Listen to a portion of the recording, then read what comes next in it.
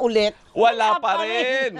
Ay, nako. Pero tingnan natin kung dito, uusad. Yan. Dito, kung may mapapala tayo at kung ano ang expected natin na mangyayari Sige, dito. sige, Ha? sige. Ang pinag-uusapan po natin dito ay yung impeachment laban kay Vice President Sara Duterte sapagkat binabanggit po na yung Ramil Madriaga, ready daw po na humarap just in case simulan na yung investigation, yung impeachment laban dito sa Vice President. Kaya makakausap po natin ang kongresista ng ikatlong distrito ng lungsod ng Maynila at miyembro ng House Committee on Justice, si Representative Joel Chua. Kong magandang umaga po, Doris at Robert sa Tandem ng Bayan. Good morning, sir.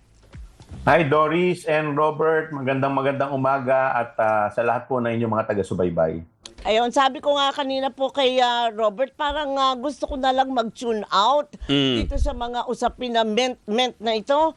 Ang dami-dami nating naririnig, nababasa. May mga partner, kahapon, nung isang araw ba, merong nagbigay ng kanyang statement. Di ba? Sinagot naman ng isa. Sumagot ang isa. Oo, parang wala daw laman. Oo nga, sagutan na lang po ng sagutan kong ano po ba talaga ang mapapala natin. Ayan. Ano po ang mangyayari ko? Yan. Ano po bang impeachment ang pinag-uusapan natin? Yung kay Presidente o yung kay Vice President? Unahin po natin kay Vice. Yung kay Vice President po, sa totoo lang po, hindi pa po nai-refer ito sa Committee on Justice. Kaya as we speak, wala pa po kaming kopya ng kanilang mga impeachment, ng nilalaman ng kanilang impeachment complaint. Bagamat alam po natin, may dalawa na po na nag-file.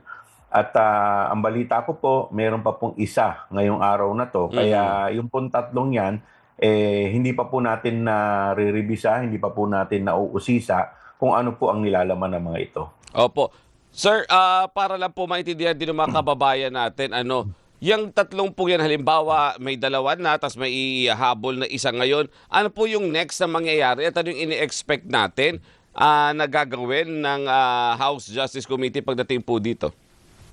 Kung ano rin po yung nangyari sa ating Pangulo, so ina-expect po natin na within 10 session days, ito po ay mai-refer sa aming sa plenaryo at within 3 session days mai-refer po sa Committee on Justice. Dito po sa Committee on Justice po ay ganun din po ang gagawin natin, tatalakayin po natin yung kung merong sufficiency in form, unang-una, pangalawa, kung may sufficiency in substance. Kung parehas po na mayroon pong sufficiency in form at sufficiency in substance, dito po bibigyan po ng pagkakataon para sagutin po ng Vice Presidente ang reklamo po laban po sa kanya. Opo, pero again, doon na ulit ako sa tanong natin kanina, Robert, ano ba talaga ang magiging kumbaga ay epekto nito? Kasi sa tagal na po ng usapin na yan, ang dami nang hinihintay yung mga sambayanan. Pero ano talaga ang may sa iba ang paghihintay namin? Alam po ninyo, kung maaalala po ninyo, nung nakaraan, tayo po ay nag-file in-impeach na po ng Kamara ang Vice Presidente. Kaya lang po, nagkaroon po ng issue po pagdating po sa Senado at medyo naantala po ito. Hanggang inabutan na po ito ng desisyon ng Korte Suprema. At doon po sa dalawang naging desisyon ng Korte Suprema, hindi naman po tinalakay yung substance ng nasabing impeachment complaint. Kung maalala po ninyo, ang naging usapin po dito po sa impeachment complaint na naihain po sa Korte Suprema ay tungkol po sa technicality. Doon po sa one-year bar rule. So, yun po, doon po tinalakay. Pero insofar as the substance of the impeachment complaint or the articles of impeachment is concerned, hindi po ito na-touch. So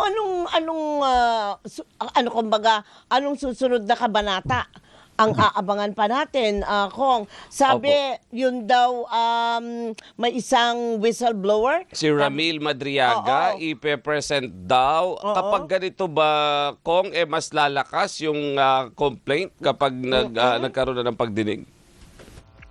Yung yung complaint po niya, kung maalala po ninyo nung nakaraan po, meron po yung 6 na artikulo doon po sa articles of impeachment. So kung ito po ay masasubstantiate po yung sasabihin po ni Madriaga, so titingnan po natin kung ito ay madadagdag sa another one or papasok doon sa catch-all. Pero pero mahalaga po dito kasi na meron pong affidavit, sworn affidavit na may bibigay po, may attach po dito po sa impeachment complaint. Kasi yung po yung naging usapin dito po sa issue po, dito po sa impeachment complaint ni Presidente, dahil wala pong mga authentic document na na-attach po dito. And then, kung yung dahil kung sabihin, 3 or 2 man lang, yung nandyan na nakapending, ano pong mangyayari dyan? Pagsasamahin ba yan? Or kailangang sundin lang yung sinabi ng Supreme Court? Paano yung interpretation nyo pala doon sa naging dalawang desisyon ng Supreme Court? Pagdating sa appreciation dyan sa pagpa-file mismo. Yung pong dalawa, kung maalala po natin, dalawa po yung desisyon ng Korte Suprema. Dito po sa dalawang to, nagkaroon po ng problema kasi po yung usapin po ng session days. Opo. Dito po, ito po yung pinaka naging isa po sa mga naging gray area kasi dun sa unang desisyon ng Korte Suprema, sinasabi po dito, dapat daw yung next na impeachment complaint ng Vice Presidente ay kailangan daw hindi po pwedeng mas maaga sa February 6. So maliwanag po yun. Sinasabi po nila doon, very clear. Pagdating naman po dito sa pangalawang impeachment complaint, binago po nila yung session days. Kaya yung session days po umiksi. Kaya lumalabas po dito sa pangalawang desisyon ng Korte Suprema, as early as January 15, po pwede nang mag-file ng impeachment complaint against the Vice President. Pero, ito pong desisyon na ito ay inilabas noong January 28, kung hindi po ako nagkakamali. So, ibig sabihin po, from there on, po pwede na pong mag-file. Kaya po, kung maalala po ninyo, last Monday, may mga nag-file na po ng impeachment complaint laban po sa Vice Presidente. Now, how do we resolve that? Ayan, correct. Ito pong conflicting issue. Opo. Sa akin po paniniwala, siguro, insofar as 10 session days, yung po sa definition ng Korte Suprema is concerned, dapat, hindi pa naman po ito napapaso. So kahit po bilangin po natin nung January 28, ang 10 session days, 28, so, magsisimula po nung February 2. February 2 po kasi nag-file. So, February 2, February 3, February 4. So, lalabas po yung ika-10th session day is February 23. Okay. So, nakapasok siya doon. Oo. Pasok pa rin pa naman po. So, kaya po siguro nung February 6, doon lamang po in-endorse ng SecGen sa Office of the Speaker. So meron pong 10 session days ng Office of the Speaker para i-include po ito sa order of business. Opo. Pag sinabi mo, partner, order of business, ano ibig sabihin? Nakakalendaryo. Ayun, i-agenda, ikakalendaryo. Kongreso, plenary. Para meron po kaming 3 araw para ma-refer naman po ito sa Committee on Justice. Ayan. And then, ganun pa rin po ba ang nakikita ninyong mangyayari dito, Congressman, sa pakikipag-usap ninyo sa mga kasamahan ninyo sa Committee on Justice? Iisa-isahin din, substance, yung form, o baka umabot ito sa mabilisan, nga kagaya nung nangyari nung nakaraan na sa plenary na po ito, 100 plus votes agad. Siguro po sa pagkakataon to, kung ito po ay na-refer na sa Committee on Justice, kung ano po yung ginawa namin doon sa impeachment complaint ni Pangulong Bongbong Marcos, ganun din po ang magiging proseso po dito. At kung ano rin po ang mga naging pamantayan namin doon, yun din po ang magiging pamantayan dito. Alright. Paano po kung sino po ang magdedesisyon at paano ang proseso kung may mga whistleblower na handa naman daw humarap at isiwalat kung anong kanilang nalalaman? Sino magde-decide kung ito po ay katanggap-tanggap at may basehan?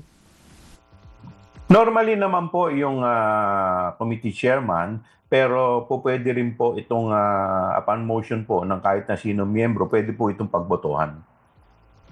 Botohan. Di numbers game na naman tayo. Tama po kayo, numbers game po to. Ayun, di partner, tayo ay maghanda sa mga ganyan. Oh. Dahil bilangan na naman botohan na naman So, Mr. Speaker. Tapos kung kailan natin ini-expect na dadalhin yan sa plenary o ilalagay sa order of business today kasi may session kayo, possible ba na today pwede na? Pwede naman po ngayon or pwede rin bukas, pwede rin po sa isang araw as long as pasok po ito doon sa 10 session days. Ayun. Hanggang 23. 23 yung Hanggang computation. 23 po. Oh, February 23. Pero sabi pag ito po ay na-action na, na-refer na po sa Committee on Justice, magsisimula na po yung 1-year bar rule. At sabi naman ng kampo ng Vice President, ready sila at ine-expect na ready nila naman daw ito. Oo. Okay po. At siguro, sa amin naman pong parte sa mga miyembro po ng Committee on Justice, kung ano rin naman po yung mga naging pamantayan natin sa impeachment ng Pangulo, ganun din po ang gagawin natin dito. Nakikita ba natin, sir, or na mas magiging mabusisi ngayon para kumbaga lahat ng butas maselyuhan para pagdating if ever man kung man depende sa boto kasi yan partner umabot sa Senado at may mag-question sa Korte Suprema kaya na nilang tatayo Wala nang butas. tatayo yung desisyon ng Kamara kung ano man yun. Sa tingin ko po, siyempre with all due respect pa rin po sa ating Korte Suprema, kung ano po yung mga naging nilagay po nila doon, mas magiging maingat din po kami ngayon. Bagamat yung naging desisyon po ng Korte Suprema, pagdating po ito sa pangalawang mode. Hindi po dito ibig sabihin ay pasok po sa, hindi po ito mag-a-apply sa first mode ng impeachment. Okay. So partner, medyo naliwanagan na ako. So, mag-abang-abang talaga tayo. Abangers tayo. Tingnan muna natin kung anong mangyayari dyan. Sige. Tapos yung sa impeachment naman ng Pangulo, bagamat dismiss sa House Committee on Justice, pwede yung i-overturn dyan sa plenary, Congressman? Oo nga pala, no? By 1/3 vote po, pag ito po ay na-overturn po ng 1/3 vote, babalik po ito sa Committee on Justice at yun na po ang magiging laman ng articles of impeachment. Balik lang. Ay, babalik. Kumbaga, At back to ididiretso na nila yun. Kasi kapag ang 1/3 nagsabi, hindi, dapat i-impeach ang Pangulo, walang kapangyarihan ang House Justice Committee na suwayin yun kasi majority na yung nagsabi. At base sa pakikipagkwentuhan mo lang naman kung may mga nagsasabi ba na plano nila na i-overturn yung decision ng Committee on Justice sa plenary? Ngayon, wala pa naman po akong nababalitaan. Bagamat ngayon pong alas 10, meron pong committee hearing ang Committee on Justice para formal ng aprubahan yung committee report po. Ito po ay nai-submit na po sa amin, pinag-aaralan na po namin, at mamaya po pagbobotohan po namin. Okay.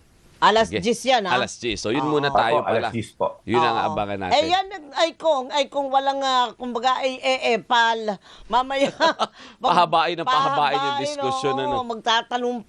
magtatalumpati. Ang control naman po niyan ay nasa ating chairman. So, kung kanya pong hayaan, as long as ito po ay in order, ang chairman po natin, lahat naman po halos pinagbibigyan naman po. Alright. Okay, sige. Kong, maraming salamat po sa inyong oras at tabayanan po namin yan. Thank you. Maraming salamat at mabuhay po kayo. Mabuhay. Si Congressman Joel Chua ng 3rd District po ng Manila at syempre mula sa House Committee on Justice.